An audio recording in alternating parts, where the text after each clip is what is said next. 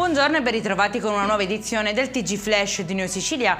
In apertura l'Ars ha approvato tutti gli articoli della legge che finanzia la lotta al crack. Manca solo il voto finale all'intero testo composto da 16 articoli che è stato rinviato a oggi pomeriggio per consentire al presidente della regione Schifani, ieri impegnato a Roma, di essere oggi presente.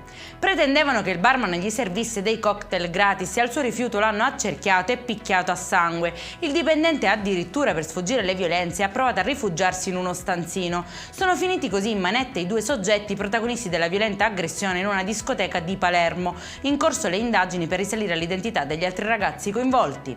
Doppia operazione della Guardia di Finanza nel Ragusano. Sequestrati 482 capi d'abbigliamento contraffatti di famose griffe di moda e oltre 110.000 prodotti non sicuri privi delle informazioni per il consumatore. 4 i soggetti denunciati.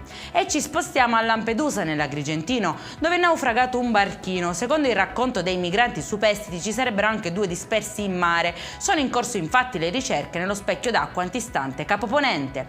E in chiusura arrestati 4 giovanissimi pusher che nascondevano ben 10 kg di droga in un fondo agricolo del popoloso quartiere catanese di Picanello. La sostanza stupefacente avrebbe fruttato circa 90.000 euro.